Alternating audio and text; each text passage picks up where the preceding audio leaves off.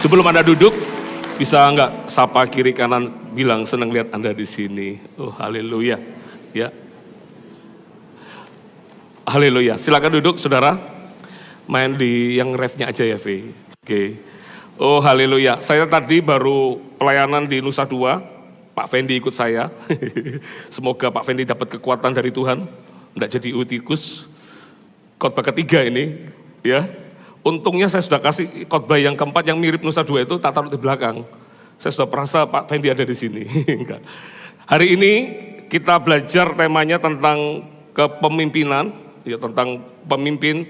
Karena ingat perintah Tuhan jelas, pergi jadikanlah semua bangsa muridku, baptislah mereka di dalam nama Allah Bapa, Allah Putra dan Allah Roh Kudus.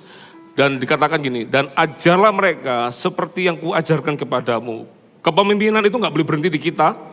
Tapi kepemimpinan harus bisa dilahirkan lebih banyak lagi.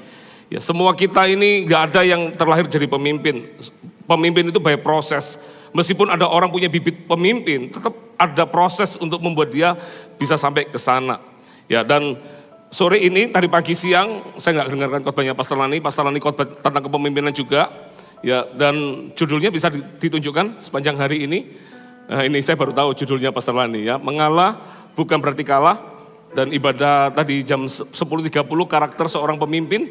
Nah, sekarang saya kualitas seorang pemimpin, dan nanti terakhir saya akan tutup dengan panggilan seorang pemimpin. Ya, jadi kalau Anda mau dapat paket komplitnya, Anda bisa dengarkan khotbah YouTube dari GMS Bali, nanti Anda bisa lihat di rumah supaya Anda bisa mendapat lebih komplit. Ya, tapi ke sesi saya langsung aja dibuka di dalam 1 Timotius 1 ayat 12 sampai ayat ke-20. Ya, hari ini saya nggak jauh-jauh dari Timotius. Karena dari tadi pagi saya khotbah ngambilnya dari Timotius. Banyak ayat yang saya ambil dari Timotius. 1 Timotius 1 ayat 12 sampai ayat ke-20. Perhatikan ya. Dikatakan begini, aku bersyukur kepada Dia yang menguatkan aku, yaitu Kristus Yesus Tuhan kita. Berhenti sana dulu. Kalau ada ucapan syukur yang bisa kita naikkan, itu harusnya yang pertama-tama sebagai seorang pemimpin adalah ucapan syukur itu karena Tuhan ada di hidup kita. Ya. Kalau ucapan syukur itu dasarnya karena berkat, maka ucapan syukur itu nggak teruji.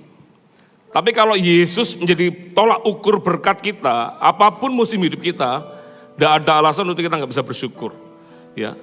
Syukur ini bukan lihat orang jatuh terus syukur, itu bukan, itu syukur yang tidak baik ya.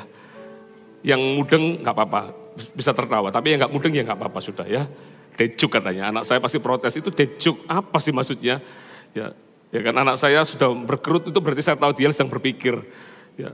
Kan kalau syukur itu kan ada yang syukur yang satunya itu kan kalau lihat orang jatuh terus berbuat syukur, itu bukan syukur mengucap syukur, tapi syukur tambah bingung lagi nih bahasanya, mengkapokkan, ya kan bingung kan?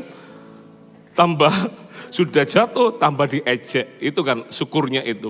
Lah syukur di sini, ini bagus sekali. Paulus bersyukur di sini, bukan karena dia dipakai Tuhannya, bukan. Meskipun sebagai seorang rasul yang hebat, yang gak kalah hebat dengan para soko guru di zaman itu, Petrus, Yohanes, dan Yakobus, dia tetap adalah orang yang hebat menurut saya. Tapi yang luar biasa lagi adalah ketika dia mengucap syukur, itu bukan karena berkat atau promosi yang dia dapat. Tapi kata pertama yang muncul adalah dia ingat Yesus Tuhannya. Itu baik sekali. I sing praises to your name. Oh Lord, praises to your name.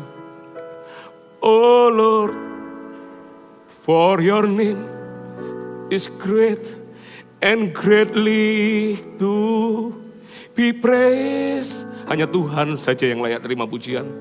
I sing praises to your name. Oh Lord, praises to your name. Oh Lord, for your name is great and greatly to be praised. Ketika ingat Tuhan, ingat kebaikannya. Ketika ingat Tuhan, lupakan masalah. Ya. Ketika ingat Tuhan, kita tahu kita nggak sendirian. Amin saudara. Kata-kata ini luar biasa sekali. Aku bersyukur kepada Dia yang menguatkan aku, yaitu Kristus Yesus Tuhan kita. Perhatikan ya, kata berikutnya, karena Ia menganggap aku setia dan mempercayakan pelayanan ini kepadaku. Seorang murid Rabi Gamaliel, seorang penganut hukum Taurat yang taat, seorang yang melakukan kegiatan agamanya dengan sangat luar biasa, justru nggak memakai kata pandai, nggak memakai kata cerdas, justru dia memilih kata bahwa karena aku setia. Tahu yang dicari Tuhan dalam hidup kita? Tuhan tidak cari orang hebat, Tuhan cari orang yang setia.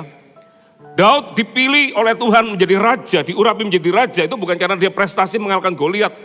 Bahkan sebelum dia kalahkan Goliat, Tuhan sudah pilih Daud. Why? Tuhan, kok jadi bahasa Inggris gaduh-gaduh. Pilih Daud. Why? Mengapa Tuhan memilih Daud? Sederhana menurut saya. Ketika dia mengembalakan 2-3 ekor kambing domba yang Tuhan taruh dalam hidupnya, padahal ini kambing domba betulan, sebelum nanti dia dipercayakan menjadi gembalanya umat Israel, domba dari umat Israel, dikasih domba manusia betulan. Dia ketika dilihat mengembalakan 2-3 ekor kambing domba yang Tuhan lihat dari Daud. Apakah ini orang setia enggak? Dia membuktikan dia adalah orang yang setia. Dari mana setianya? Ketika beruang datang, dia hadapi beruang itu, dia enggak lari. Ketika singa datang, janggutnya ditarik sama Daud. Ini untuk 2-3 ekor kambing domba. Kalau anak saya datang ke saya, Pak, domba yang papa percayakan kepada Koko mungkin ya. Sorry ya Ko, gak apa-apa ya Ko. Ternyata dimakan Pak. Siapa yang makan? Kucing Pak. Wah, saya akan marah sama dia. Kenapa kamu kalah sama kucing? Tapi kalau dia bilang beruang Pak, pertanyaan saya langsung, kamu gak apa-apa, kamu selamat. Kemarin kita ke California, ya, ke kota tercinta istri saya, ya. California, bingung semua nih, California itu di mana gitu ya, di ujung Jember, ya. Kalau di sini California, kalau di sana namanya berubah lagi. Anak saya ini menggoda anjing keluarga, namanya Tungtung, ya. Makanya nggak ada nama yang sama kan Tungtung. Ya. Lah Tungtung dipegang-pegang sama Owen, tiba-tiba jinak ini anjing, ya. Tapi tiba-tiba jadi marah. Langsung Owen mau digigit. Pertanyaan saya, kamu gak apa-apa. Selalu anak yang diutamakan pertanyaannya. Ya saya tanya, kamu gak apa-apa, aman? Betul, gak apa-apa, gak ada besetnya, gak ada. Anaknya yang dijaga. Anda bayangin ya, kalau saya jadi papanya Daud, ngadapi anak saya yang ngadapi Goliat, ngadapi beruang sama singa itu. Yang saya lebih takutkan adalah anak saya. Tapi Daud membuktikan meskipun dia kerja sama papanya sendiri, dia nggak lalai.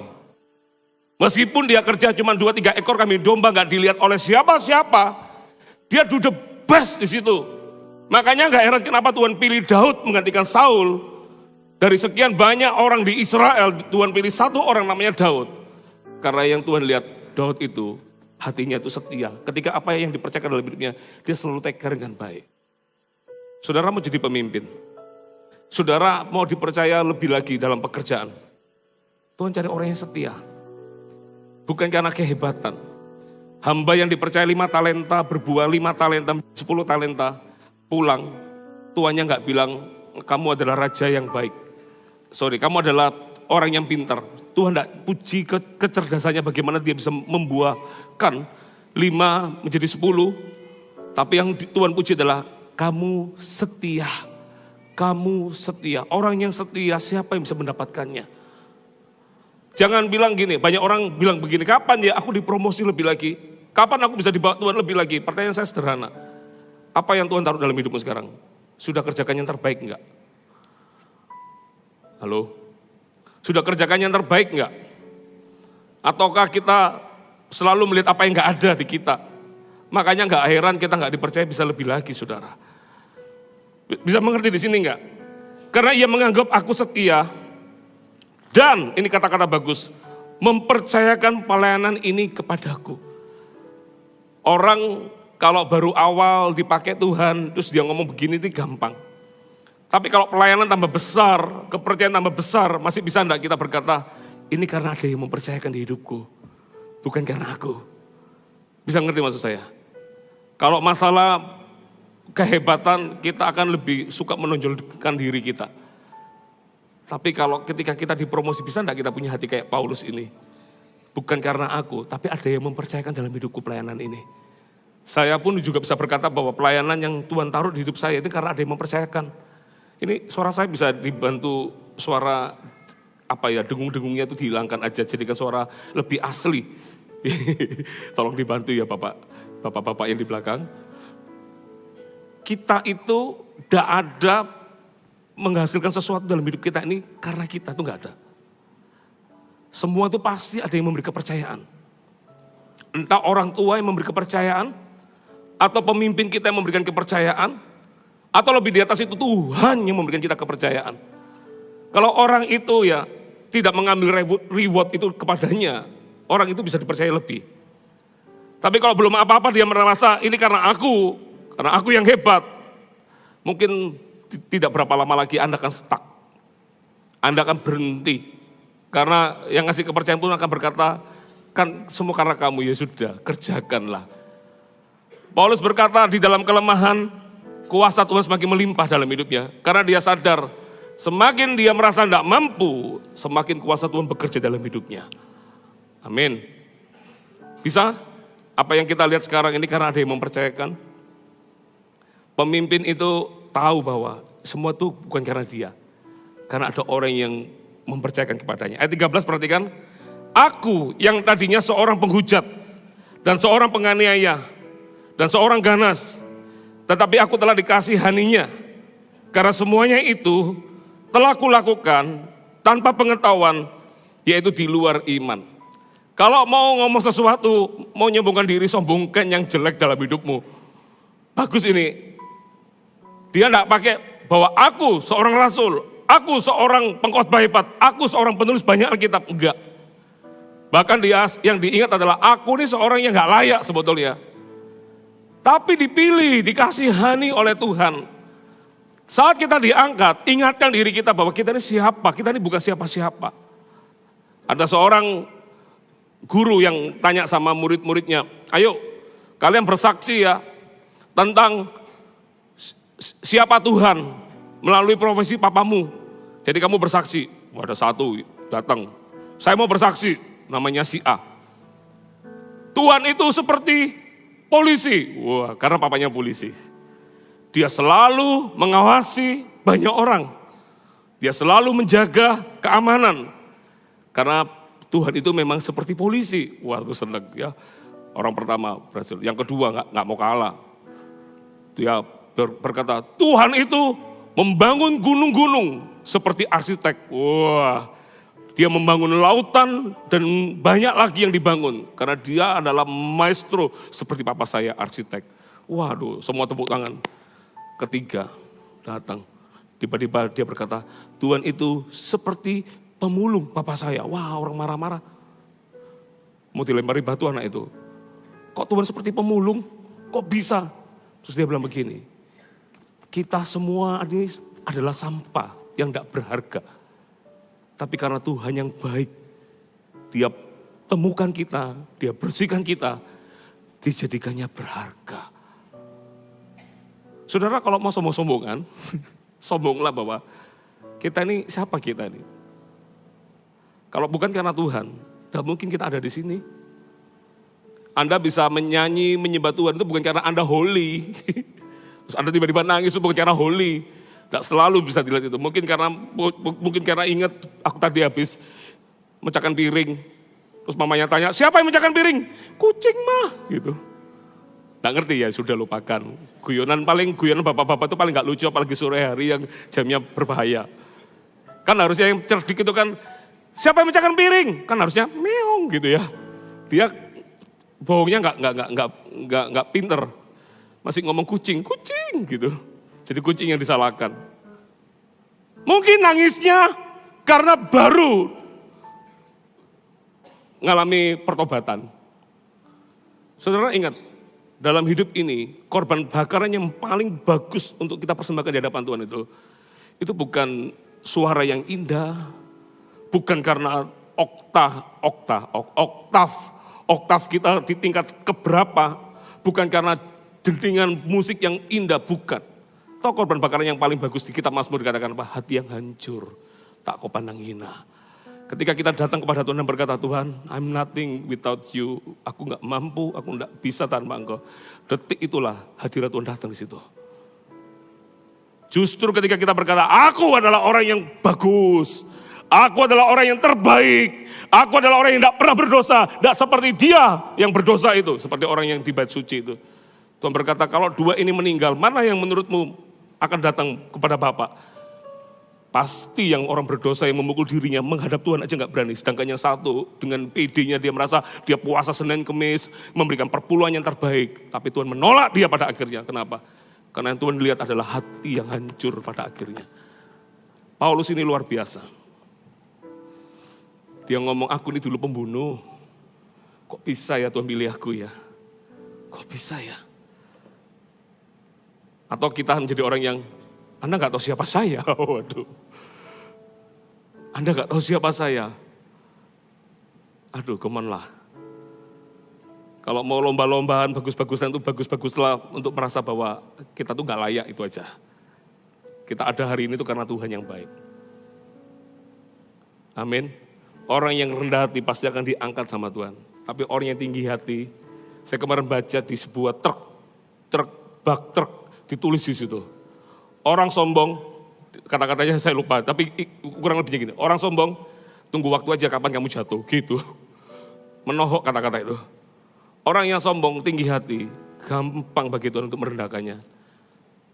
Herodes pernah membuktikan, aku Tuhan, langsung ditempelin sama malaikat, jadi dimakan cacing. Tapi orang yang merasa dia bukan siapa-siapa, Tuhan akan angkat orang itu. Mau dipakai Tuhan lebih lagi? Jangan pernah merasa menjadi somebody, tapi jadi nobody aja, bukan siapa-siapa. Amin. Aminnya berat ini, 3-4 orang aja, amin. Siapa yang orang berdosa di sini angkat tangannya? Tapi kita bukan orang berdosa yang berhenti di kata dosa terus berdosa terus, bukan. Tapi kita menyadari kita adalah orang berdosa. Tapi karena Tuhan baik, kita ada hari ini. Kasih tepuk tangan bagi Tuhan kita. Ya. Tidak ada satu orang pun di antara kita yang gak pernah berdosa. Mau sehebat apapun orang itu, tidak ada. Makanya betul kata Pastor Philip, kalau ada orang berkata, saya gak pernah berdosa, langsung tahu dosanya apa. Dosa apa? Bohong. Mana ada orang gak pernah berdosa? Semua orang itu seharusnya kehilangan kemuliaan Allah.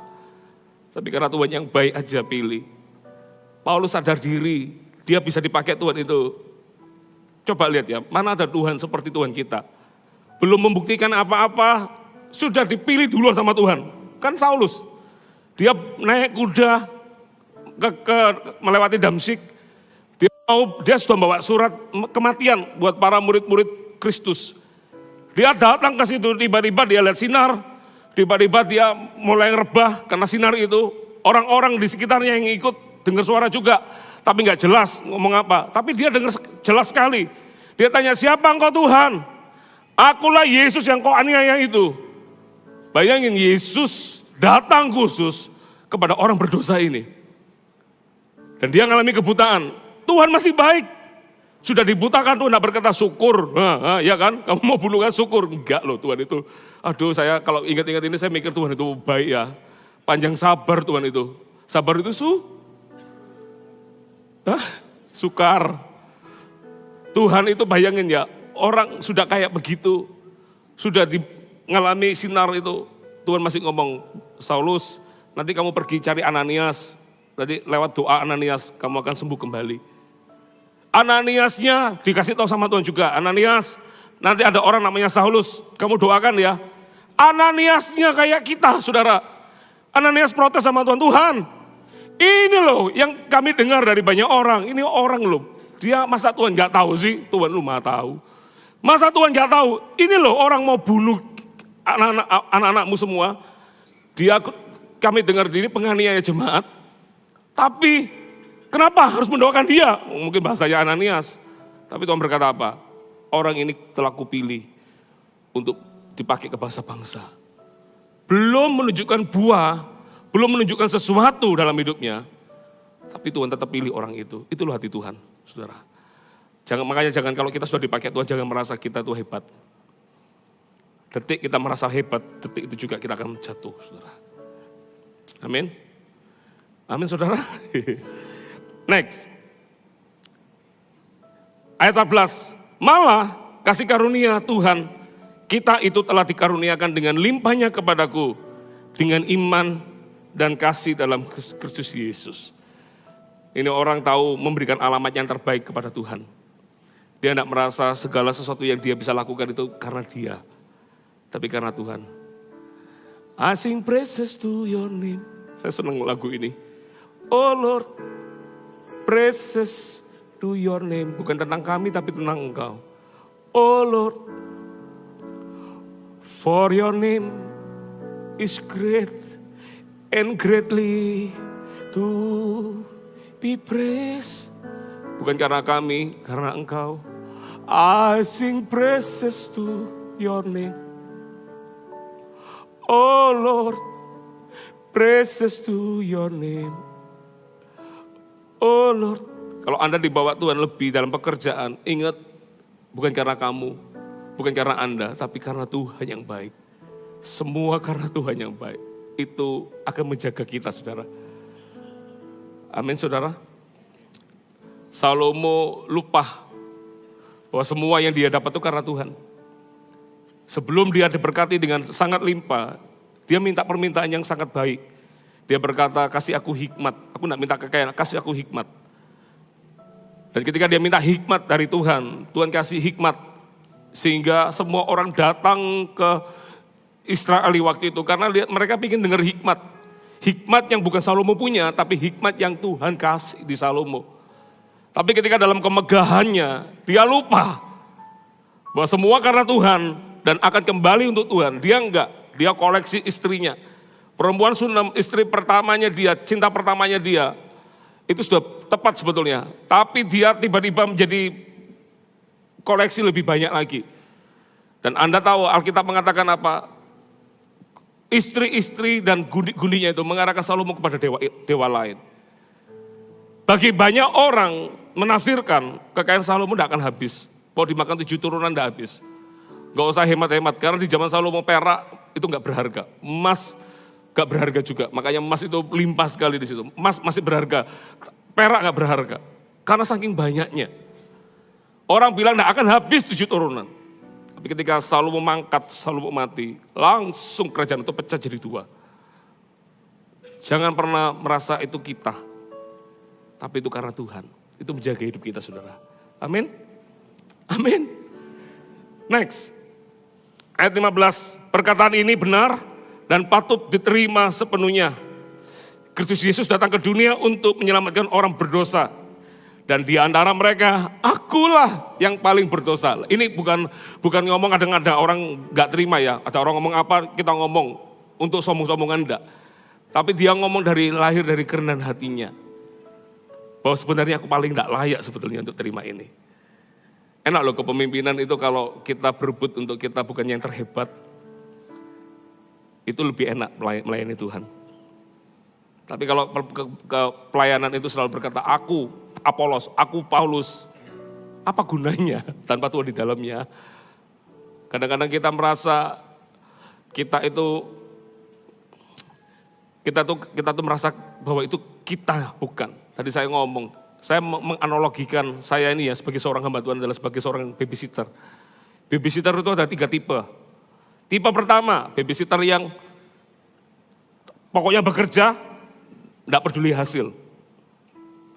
Anak juragan diantarin mainan ke tempat bermain, susternya juga bisa ikut kursi pijet. Aman, tapi dia nggak check up, nggak dicek anaknya juragan, dia santai itu. Pokoknya kerja, nggak peduli hasil. Tapi ada babysitter yang berikutnya, bekerjanya bagus, tapi diarahkan anaknya itu kepada dirinya. Makanya ketika anaknya itu dibuat ketergantungan, ketika ketika dia pulang kampung, anak juraganya berkata, aku mau ikut mbak. Sama papa mama, nggak mau sama mbak. Karena mbaknya itu yang mengambil perhatiannya. Butuh mandi, dia mandiin. Diteker dengan baik. Tapi anak juragan itu, dia lupa bahwa itu cuman anak juragan, bukan anaknya dia. Dia bawa artinya anak itu kepada dirinya. Ini babysitter kelihatannya bekerja bagus, tapi sebetulnya kurang tepat. Karena dia membawa anak itu kepada dirinya. Tapi ada yang lebih bagus lagi babysitter. Yang dia di-hire di situ, dia dibayar di situ. Dia take care dengan sangat baik. Anak juragan butuh mandi, dia nggak cuma mandiin anaknya, tapi sering kali dia latih untuk kamu mandi sendiri ya. Dia jaga di situ. Itu takes time. Anak kalau mandi itu kadang namanya anak kecil mandi itu sabun bisa kemana-mana. Bisa naik mobil dulu, sabun jadi mobil. Imajinasi anak kan begitu. Nanti disuruh makan, dia nggak cuma suapin, ya. Tapi dia sabar untuk menunggu, kan tumpah-tumpah kadang-kadang. Dia take care dengan sangat baik. Tapi dia juga latih anak itu, supaya anak itu menjadi mandiri. Karena dia punya satu hal gini, bahwa anak itu nggak akan selama-lamanya bersama dia. Karena anak itu kan kembali kepada orang tuanya. Nah ini babysitter yang bagus, sama dalam pelayanan kita. Semua yang Tuhan percayakan itu bukan milik kita, tapi milik Tuhan yang Tuhan percayakan hidup kita. Nanti satu kali akan ditanya kembali pertanggungjawaban, apakah sudah diberi kepercayaan yang baik itu, apakah kita sudah lakukan yang terbaik untuk take care orang-orang itu. Bisa ngerti maksud saya? Apapun, menjadi seorang suami, jadi seorang istri, orang tua kepada anak, anak take care kepada orang tua. Saya bilang saya ini generasi bakpao. Saya di tengah-tengah, di dagingnya itu. Di atas ada orang tua, di bawah ada anak. Saya yang penopang buat semuanya. Tapi saya bersyukur untuk itu. Bagian saya dimanapun Tuhan taruh di hidup saya ingat ini cuma dipercaya Tuhan. Kalau saya dipercaya orang tua, saya akan take care dengan sangat baik orang tua. Kalau saya dipercaya anak, saya akan take care yang terbaik buat anak saya. Bahkan untuk diri saya pun sendiri. Saya rela untuk saya menahan diri untuk saya enggak lakukan itu. Anak-anak saya tahu itu. Kadang-kadang ada banyak hal untuk saya rem. Kalau saya mau lakukan itu, mau beli itu, mungkin masih bisa kalau saya lakukan. Tapi saya kadang-kadang saya banyak rem itu. Karena saya lihat kebutuhan yang lebih bagus, lebih baik lagi. Kadang-kadang buat anak saya sekolah, kalau untuk sekolah saya tidak akan mikir 2 kali. Untuk orang tua saya juga tidak akan mikir 2 kali. Mengerti maksud saya? Karena saya tahu saya dipercaya Tuhan. Saya harus menjadi orang yang bisa dipercaya sama Tuhan. Amin saudara. Ini luar biasa. Perkataan ini benar dan patut diterima sepenuhnya. Kristus Yesus datang ke dunia untuk menyelamatkan orang berdosa dan di antara mereka akulah yang paling berdosa. Ayat 16 perhatikan. Tetapi justru karena itu aku dikasihani. Agar dalam diriku ini sebagai orang yang paling berdosa, Yesus Kristus menunjukkan seluruh kesabarannya. Coba ya, untungnya Tuhan itu bukan kita ya. Kalau Tuhan kita, jangan melakukan kesalahan yang ketiga. Waduh. Tapi Tuhan itu sabar sama kita. Tuhan loh ngomong sama Petrus, Simon, nanti kalau kamu menyangkal aku, kalau kamu sudah insaf, awalnya dia berkata gini, kamu akan menyangkal aku sebelum ayam berkokok 3 kali, nanti kamu akan menyangkal aku, sebelum ayam berkokok, kamu akan menyangkal aku 3 kali. Petrusnya berkata, enggak mungkin, mana mungkin, aku loh rela mati bagimu. Oh. Tapi Tuhan itu kan sudah tahu di depan.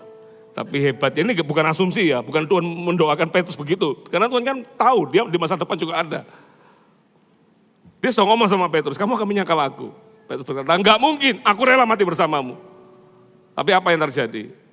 Tuhan berkata, nanti tapi kalau kamu sudah insaf, kuatkan saudara-saudaramu yang lain ya. Petrus dipercaya menggembalakan domba, itu bukan karena prestasi. Tapi karena Allah yang memberikan kepadanya. Saya senang kata-kata Paulus ini. Sebagai orang yang paling berdosa, aku yang paling berdosa. Sebagai orang berdosa, aku yang paling berdosa. Bahkan dia berkata gini, justru karena aku yang tidak layak ini, aku melihat karena Tuhan itu loh amat baik dalam hidupku. Anda lihat dari ayat 12 sampai ayat yang kita baca di ayat 16. Semua tentang Yesus, semua tentang Tuhan, semua yang dia katakan. Tidak ada satupun dia ambil reward untuk dirinya. Seorang pemimpin Anda harus tahu alamatmu yang tepat. Semua itu dikembalikan untuk Tuhan. Mau dipakai sehebat apapun, mau seluar biasa apapun, Anda harus tahu alamat yang tepat, semua karena Tuhan. Amin. Amin. Itu bukan cara kita. Bukan cara kita. Bukan cara kita hebat, no. Bukan, nggak ada hubungannya dengan kita. Ini karena Tuhan yang baik aja. Amin. Tadi saya khotbah dari pagi di Nusa Dua. Tiba-tiba saya dikenalkan, ternyata pemilik hotelnya ada lagi datang di Surabaya. Yang punya hotel santai, duduk ya sederhana di belakang, pada pemilik hotel kan harusnya duduk di depan. Yang punya hotel, tapi enggak duduk di belakang, duduk sebagai jemaat. Saya enggak tahu kalau ada pemilik hotelnya. Tadi saya sempat bercanda, Anda tahu tiang penopang? Saya bilang tiang penopang itu ini loh, yang ada di kaca ini loh, tiang penopang. Dia menopang di atas, kalau enggak ada ini ambruk. Mau dicoba, apakah dia bukan tiang penopang, kita akan rubuhkan ini. Pantesan tadi ada orang yang di belakang itu senyum-senyum, ternyata dia pemilik hotelnya saudara. Untung gak ketangkap saya. Terus saya dipecandain sama beliaunya yang pemilik hotel ini. Tadi katanya Pastor Sam temboknya tiang penopangnya mau dipotong. Gak jadi Pak, gak berani Pak. Gitu ya. Duduk di belakang, padahal yang punya hotel, duduk di belakang. Enggak merasa, ini hotelku loh semua ini, enggak. Paulus ini orang hebat, tapi dia berkata aku ini sampah. Tidak ada kata-kata tentang dia, kehebatannya dia enggak ada. Padahal dia ini orang hebat loh, sapu tangannya menyembuhkan orang. Sapu tangan kita membuat orang bersin-bersin. Orang bisa pilek gara-gara sapu tangan kita. Sapu tangan Paulus itu disentuhkan orang bisa sembuh. Tapi tetap dari kata-kata pertama sampai kata-kata belakang orang itu kelihatan kalau dia cinta Tuhan. Gampang untuk tahu orang itu cinta Tuhan apa enggak. Dari perkataannya, apa yang dia omongkan, tentang dia atau tentang Tuhan. Kalau tentang dia, meskipun dia berkata, semua karena Tuhan. Enggak mungkin. Karena kamu sendiri kan. Makanya jadi orang itu lebih baik, aduh biasa-biasa aja dah. Bukan biasa-biasa ini terus gak dipakai Tuhan, enggak loh. Saya juga rindu dipakai Tuhan lebih lagi. Tapi untuk ngomong hati, biarlah hatiku menjadi hati hamba. I'm nothing. Tadi ngangkat-angkat kursi ketika ada tamu yang ketemu saya, angkat kursinya berat hotel itu. Saya juga angkat-angkat meskipun ada karyawan hotel yang mengangkat kursi, saya bilang enggak, kita sama-sama aja. Angkat kursi juga. Kita ini semua nothing, kita semua hamba kok. Kita bisa dibawa besar itu karena Tuhan, bukan karena kita. Amin. Ayat 17, ayat terakhir dikatakan hormat dan kemuliaan sampai selama-lamanya. Bagi Raja segala zaman, Allah yang kekal, yang tak nampak, yang esa, amin. Ini ngomong apa Paulus ini dari tadi? Semua tentang Tuhan di hidupnya. Tidak ada satupun tentang dirinya. Ada 4 poin yang saya ingin bagikan dengan cepat. 5 poin. Kualitas seorang pemimpin yang pertama, bisa dicatat, ini. Dia dipilih dan dijadikan Tuhan, itu bukan karena kehebatan, tetapi karena setia dan dapat dipercayai. Anda nggak usah berdoa, Tuhan, kapan aku dipakai Tuhan, kapan aku dipakai Tuhan. Setia aja apa yang Tuhan percayakan. Mau disuruh take care sesuatu yang tidak kelihatan, nggak apa-apa. Saya punya, waktu itu ada jemaat, kami ini dari kota Jember kan waktu itu, dari mengembalakan di kota Jember.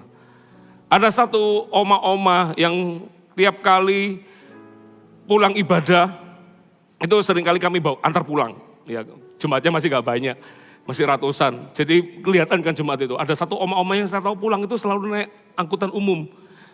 Saya dan Pastor Lani tergerak untuk kasihan sama oma ini. Jadi kalau saya pulang, saya pasti akan antar oma itu pulang. Kemarin kita jalan-jalan sama teman-teman ini. Kita tunjukin, ini loh rumah omanya. Kita antar oma itu masuk di gang, jadi parkirnya di depan embong besar, terus kita antar oma itu sampai masuk gang. Kadang-kadang hujan, payungan bertiga sama oma itu. Ya, suatu hari itu saya nggak bisa berhalangan untuk mengantar oma itu. Ternyata ada satu orang muda yang sering juga mengantar oma itu. Saya lupa, ternyata itu saya titipkan oma itu kepada dia, karena dia masih ada sepupu dengan istri saya. Anda tahu saudara, hari ini sepupu saya jadi orang yang diberkati di kota di mana dia ada sekarang ini, di Pulau itu. Dia dokter. Dokter tapi dikasih hikmat, handle banyak hal. Kalau ditanya, kenapa ya dia kok bisa dipakai Tuhan, kok famous, jadi famous dia, di pulau itu jadi famous. Karena suatu hari ada orang sakit, tiba-tiba diobati sama dia sembuh, langsung dia berkata kalau kamu sakit cari itu, yang diobatin orang yang famous. Orang famous diobati sama orang biasa, dia jadi famous gara-gara orang sakit itu. Bingung kan? Ya sudah lupakan. Pokoknya gitulah. Terus kita tanya, kamu kok bisa jadi orang sukses begini gimana? Terus dia ngomong gini, kok Sam ingat gak oma-oma yang sering diantar pulang itu? Dia bilang, aku ini juga sama. Dia bilang gini, waktu aku kuliah, dia kuliah dokter itu dengan beasiswa, gak ada biaya. Dia itu rela tiap malam pulang ibadah nganter oma itu. Kalau saya gak ada, dia yang antar oma itu masuk ke gang sampai hujan. Mamanya sampai protes marah, itu omanya siapa ya kamu antar pulang? Tapi dia take care dengan sangat baik. Saya tahu kadang Tuhan kalau mau mengurapi seseorang itu dia gak cari orang hebat. Dia cari cuman orang yang setia. Setia aja. Kalau suatu hari gereja kita dipakai lebih besar lagi, tambah besar lagi. Ingat-ingat, bukan karena hebat. Setia. Karena kita setia, Tuhan percayakan lebih lagi. Dan ketika kita bisa dipercaya lebih lagi, Tuhan akan tambahkan lebih lagi. Tuhan gak cari orang hebat. Mau jadi pemimpin yang dipakai Tuhan hebat, setia aja. Jangan pernah curang dengan yang bukan milikmu. Jangan. Dalam apapun juga. Baik waktu, uang, jangan. Kalau Anda nggak bisa setia dengan mamon, siapa yang mau mempercayakan harta sesungguhnya, harta milikmu? Ditahan sama Tuhan, bukan karena Tuhan nggak mau kasih. Tuhan sebetulnya mau kasih, tapi karena kamu nggak setia dengan harta milikmu. Nggak bisa. Saya punya kartu kredit. Saya nggak pernah pakai kartu kredit saya terus tak bungakan untuk bulan depan, itu nggak mungkin. Saya kalau pakai kartu kredit, saya akan pakai fasilitasnya. Karena saya tahu itu bukan uang saya. Saya cuma pakai fasilitas. Jadi kalau saya belanja sesuatu di situ, saya pastikan saya punya uang untuk membayar. Saya nggak akan berutang di situ. Saya belajar dari hal-hal kecil di hidup saya, setianya. Nggak kelihatan kan kartu kredit, ya kan? Jangan bangga-bangga dulu orang berkata, nih Pak, Bapak nggak lihat kartu kredit saya. Ngapain kartu kreditmu sebanyak itu? Itu bukan uangmu. Hal kecil nggak kelihatan, setia. Saya dipercaya apa, saya take care dengan sangat baik. Itu oma, mungkin tidak pernah punya mimpi gembalanya ngantar pulang terus. Suatu hari saya kaget, oma tiba datang ke Sidoarjo. Saya kaget, oma kenapa di sini? Kan saya pindah di Sidoarjo. Tahu saya dibawain apa? Saya dibawain secang, ya secang ya, sekoteng. Dibawain sekoteng jahe itu. Saya tanya, oma naik apa? Naik bis dari Jember. Ya ampun, sekarang omanya sudah di surga, nggak ada. Kalau Anda tanya kenapa kita bisa dipakai Tuhan lebih lagi, bukan karena kita hebat. Setia dari hal-hal kecil itu loh. Orang-orang yang dipercayakan hidup kita yang gak kelihatan, yang mungkin dia gak bisa balas kita. Saya dikasih secang itu gak berani minum saudara. Itu secang ya, sekoteng. Siapa bilang secang? Kan temannya bakcang. Enggak ada. Sepupunya kacang. Kok tambah begini? Dari hal-hal itu. Ada jemaat single parent. Anaknya 2. Anak kedua ketika dalam perut suaminya meninggal kecelakaan. Berjuang saya tahu luar biasa. Suatu hari jemaat ini gak bisa ke gereja. Kenapa? Karena lumpuh. Dia dapat beasiswa S2. Mungkin karena banyak pikiran yang ditanggung segala macam dia gak bisa jalan. Saya jadi ingat tiap minggu itu sebelum ke gereja, bawa ibu ini, kita gendong berdua. Saya mikir siapa ya, dulu sama siapa, gendong sama siapa ya. Pokoknya laki-laki gendong ibu ini.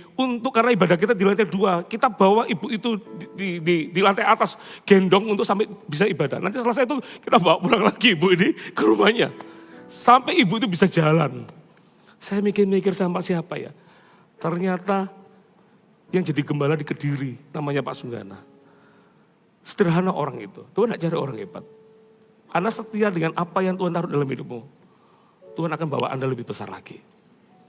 Kualitas seorang pemimpin yang pertama harus bisa menjadi orang yang setia. Ayatnya saya bacakan aja dengan cepat, gak usah dibuka. Di dalam Amsal 20 ayat 6, banyak orang menyebut diri baik hati, tetapi orang yang setia siapa menemukannya? Kerja yang terbaik, setia. Setia itu bukan berarti Anda kerja, nanti waktunya kurang 10 menit, Anda nunggu sirene bunyi, Anda sudah make up, mau pulang. Itu belum setia. Setia itu Anda do the best sampai waktu yang terakhir. Nah ada yang lihat, gak apa-apa. Gak ada yang muji, gak apa-apa. Anda tetap excellent dalam pekerjaan Anda, itu orang setia. Cuman dipercaya CG 3-4 orang, why not? Mengapa tidak? Saya dulu tidak percaya 1 orang CG, hanya 1 saudara. Saya tanya, siapa yang SM? Saya. S-breaker? Saya. Yang ramah-tamah? Saya juga. Yang makan? Saya juga. 1 orang. Terus saya tanya, di mana yang lain? Yang lain dulunya banyak kok. Tapi suatu hari karena saya pergi keluar pulau, saya nggak izin sama mereka, saya kelamaan pulang, kembali sudah nggak ada semua, dombanya hilang semua. Tahu apa yang saya lakukan? Kita berdua mengerang, berdoa di Dharma Usada Emas, saya masih ingat perumahannya apa. Kita berdoa tiap hari Sabtu, itu berdoa minta jiwa ditambahkan. Dan sampai dari 2 ditemani sama, jadi saling mengimpartasi. Penilik sama CGL yang, coach sama CGL yang kehilangan domba-dombanya. Tak temenin untuk berdoa tiap Sabtu malam minta jiwa-jiwa ditambahkan. Tahu enggak? Tuhan kirim 1, 2, 3, sampai banyak. Sampai dia menjadi coach dari beberapa CG yang ada. Sometimes Tuhan cari orang yang setia. Tuhan tidak cari orang hebat. Amin. Amin. Yang kedua, kualitas orang pemimpin yang kedua, perubahan hidupnya bisa dilihat dan dirasakan oleh sekitarnya. Ya, jangan jadi pemimpin yang hidupmu berubahnya 360 derajat. Aku berubah, tapi 360 derajat kembali lagi ke sini. Makanya luar biasa ya, kata-kata Paulus itu hebat. Kalau kamu seorang penilik, coba kita lihat ya, 1 Timotius 3 ayat 1 sampai 13. 1 Timotius 3 ayat 1 sampai 13. Dikatakan begini, benarlah perkataan ini, orang yang menghendaki jabatan penilik jemaat menginginkan pekerjaan yang indah. Karena itu penilik jemaat haruslah seorang yang tak bercacat, suami dari 1 istri, dapat menahan diri, bijaksana, sopan, suka memberi tumpangan, cakap mengajar orang, bukan peminum, bukan pemarah, melainkan peramah, pendamai, bukan hamba uang. Seorang kepala keluarga yang dibaik, disegani dan dihormati oleh anak-anaknya. Jikalau seorang tidak tahu mengepalai keluarganya sendiri, bagaimanakah ia dapat mengurus jemaat Allah? Janganlah ia seorang yang baru bertobat, agar jangan ia menjadi sombong dan kena hukuman iblis. Hendaklah ia juga mempunyai nama baik di luar jemaat, agar jangan ia digugat orang dan jatuh ke dalam jerat iblis. Sampai di ayat 7 aja, nanti ayat yang lain dibaca di rumah. Hidup kita harus berubah. Seorang pemimpin itu yang dilihat itu adalah buah-buah dalam kehidupannya. Amin. Jangan mengingini pemimpin, menjadi jabatan pemimpin, tapi hidupmu tidak berubah. Saulus membuktikan ketika dia ditangkap Tuhan pertama kali, dia membuktikan dia berubah 180 derajat. Begitu dia sembuh dari mata, dari sakit kebutaannya, langsung yang dilakukan oleh Saulus apa? Dia langsung minta dibaptis. Anda baca di Kisah Para Rasul pasal 9. Habis minta dibaptis apa yang dilakukan? Dia bergabung sama murid-murid yang lain. Dia tidak pakai tunggu-tunggu, langsung gaspol dia. Habis itu apa yang dilakukan? Dia langsung bersaksi tentang Tuhan. Sampai orang-orang itu mikir, ini kan dulu kan pembunuh. Ini kan orang gak suka dengan gereja. Kok jadi berubah? Tapi dengan pengaruh yang semakin besar. Karena dia membuktikan Yesus itu Tuhan. Orang-orang gak bisa ngomong lagi. Kenapa? Orang-orang gak bisa menyangga lagi dia. Karena orang lihat perbuatan yang berubah dari hidupnya. Perubahan hidupnya yang langsung kelihatan. Dulu dia memang pembunuh. Tapi sekarang dia adalah orang yang dipakai Tuhan untuk membela nama Tuhan. Halo, amin. Pemimpin, yang paling penting itu adalah hidup berubah. Saya ngomong gini bukan berarti kita jadi orang yang habis ini jadi berubah semua. Ketemu orang, shalom. Haleluya. Percuma haleluya. Tapi di rumah jadi halilintar. Untuk apa? Hidupmu harus berubah. Luar dalam harus berubah. Pemimpin itu pada akhirnya yang dilihat adalah buah-buah kehidupannya. Amin. Yang ketiga, kualitas kepemimpinan yang ketiga, ini dibentuk dan dijadikan indah itu bukan karena kehebatannya, tapi karena kesabaran Tuhan. untuk membentuknya. Tuhan itu sabar sama kita. Kita tuh siapa sih kita ini? Kita ini, kalau Tuhan itu kalau kita gitu, sudah dipita semua tuh orang-orang. Tapi karena Tuhan itu bukan kita, Tuhan itu sabar sama orang-orangnya. Kadang-kadang nungguin kita tuh kurang cepet, kadang-kadang kamu kok kenapa gak lari lebih cepet. Tapi Tuhan itu sabar sama kita. Sabar, makanya kalau kita bisa dipakai Tuhan lebih lagi suatu hari nanti. Ingatkan dirimu, karena Tuhan yang sabar sama aku. Amin. Amin. Kalau Tuhan gak sabaran, mungkin saya jadi ingat ada orang yang dia pingin cerita sama Tuhan tentang prestasi kehidupannya. Dia mau ngomong sama Tuhan bahwa dia hebat, dia sudah lakukan ini, lakukan itu. Dia dapat mimpi, dia lihat Tuhan dalam mimpinya. Dia sudah kepingin cerita banyak tentang prestasinya. Tapi ketika dia ketemu dengan Tuhan dalam mimpinya, Tuhan enggak ngomong apa-apa, dia cuma tunjukin film sama dia. Ternyata film yang seharusnya rancangan Tuhan buat hidupnya itu naik terus, enggak turun. Tapi karena keputusannya dia, karena pilihannya dia, naik turun. Dari orang yang mau cerita tentang keberhasilannya, jadi orang yang malu dan berkata, aku enggak layak. Tuhan itu merancangkan kita tuh yang terbaik. Keputusan kita seringkali yang membuat kita jatuh, saudara. Halo. Kalau kita suatu hari dipakai Tuhan besar, ingat, itu semua karena Tuhan, bukan karena kita. Yang keempat ya betul ya. Keempat.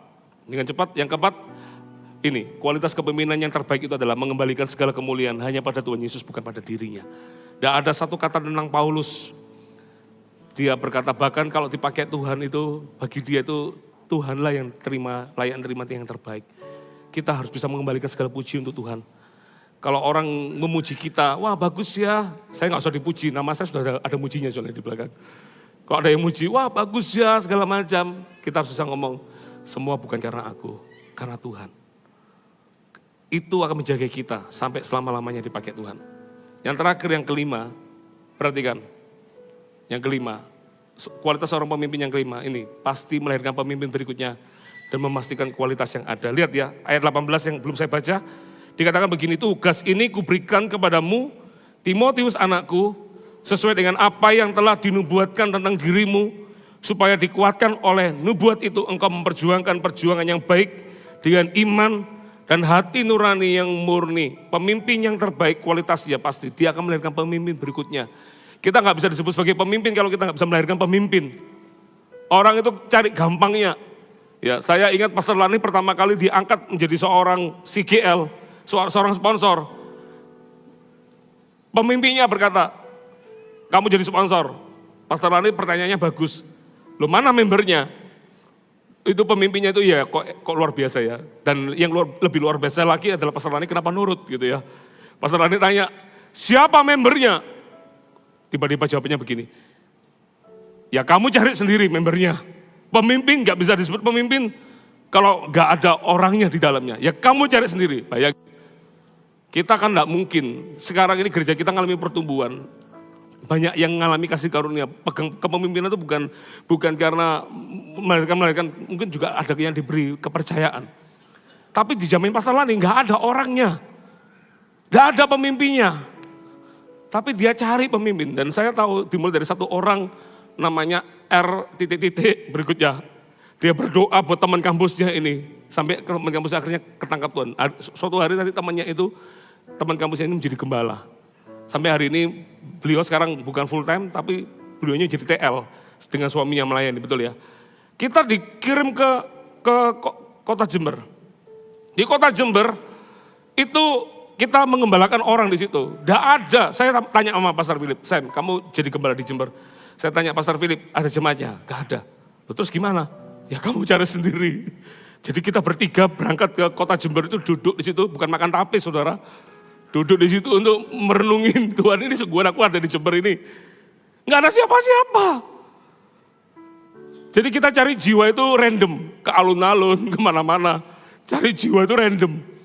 Jadi gak tahu besok ibadah tanggal 26 bulan Mei 2002. 25 Mei. Wah, istri lebih ingat tanggalnya ya. Salah satu tanggal saya. 25 Mei 2002. Kita gak tahu siapa yang ibadah besok. Karena kita bagi-bagi undangan itu di jalan-jalan. Di jalan-jalan loh kita bagi-bagi undangan. Datanglah itu orang-orang itu. Satu orang datang itu kita terharu karena kita nggak tahu siapa jemaatnya. Dan Anda tahu hari ini kota Jember kita nggak jadi gembala di sana. Tapi kita bersyukur buat Pastor Hani.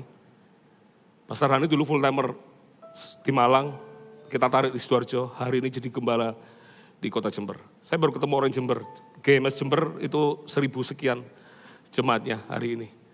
Saya tanya sama jemaat Jember yang baru berlibur di Bali. Saya tanya gimana Jember? Dia bilang bagus. Saya ngomong gini bukan untuk ambil reward ya, enggak ya. Saya juga nothing, ada hari ini karena Tuhan. Saya tanya sama jemaat Jember ini, baru berapa minggu yang lalu, gimana Jember? Dia bilang Jember di take care dengan sangat baik. Banyak orang-orang baru ditambahkan di gereja itu. Saya tanya, wah luar biasa ya. Terus tahu jawabannya si jemaat ini, ya karena lihat Pak Hani, gembala sekarang itu mirip. Karena ini masih sepupu sama saya, mirip kamu di masa dulu Sam, mirip kamu, mirip Pastor Sam, sehingga dia bisa merangkuli orang-orang segala macam. Saya ngomong gitu, ketika dengar itu, saya tahu itu bukan karena saya. Tapi kalau Anda tanya apa yang Tuhan percayakan di hidup saya melahirkan pemimpin berikutnya. Pemimpin itu pasti melahirkan pemimpin berikutnya, sama kayak Paulus ini, kegerakan ini nggak boleh berhenti di kita. Kita harus melahirkan pemimpin berikutnya, sama Pak Sony punya toko, karena akan melahirkan ke anak yang berikutnya yang bisa handle segala macam. Kita tuh selalu membuka jalan. Seorang pemimpin itu begitu kualitasnya. Dia selalu membuka jalan buat orang lain untuk mereka harus dipakai jauh lebih besar. Dan hati ini itu adalah hati Tuhan Yesus. Dia berkata kepada murid-muridnya, kalau kamu percaya kepadaku, Tuhan Yesus berkata ini, kamu akan melakukan pekerjaan yang jauh lebih besar daripada apa yang aku lakukan. Tuhan tidak takut tersaingi, Tuhan tidak takut kalau nanti namanya lebih kecil daripada nama orang-orang yang dipimpin olehnya, enggak. Itulah hatinya Tuhan, kualitas kepemimpinan. Lihat orang lain dipakai Tuhan lebih besar. Saya tadi pagi ngomong, saya mau tutup dengan ini. Sampai berapa lama sih saya melayani Tuhan? Ya, mungkin kalau Tuhan kasih saya 40 tahun kemudian, berarti saya umurnya hampir 100 tahun. Ya, tapi apakah saya bisa melayani sampai umur 90? Mungkin jadi mentor iya. Mungkin the next leader akan muncul juga orang-orang yang memimpin kegerakan yang ada ini. Mungkin saya cuma jadi mentor. Dan saya mau pastikan, saya ada hari ini untuk melahirkan pemimpin berikutnya. Orang-orang yang dipakai Tuhan, bahkan doa saya, mereka dipakai jauh lebih daripada saya. Kalau saya bisa punya hati begitu, berarti saya betul sebagai seorang pemimpin. Kualitas pemimpin pasti melahirkan pemimpin berikutnya, dipakai Tuhan lebih lagi. Amin. Siapa yang mau punya kualitas kepemimpinan di tempat ini? Ya, Anda harus ingat semua tentang Tuhan dan akan kembali untuk Tuhan. Mari kita bangkit berdiri. Haleluya.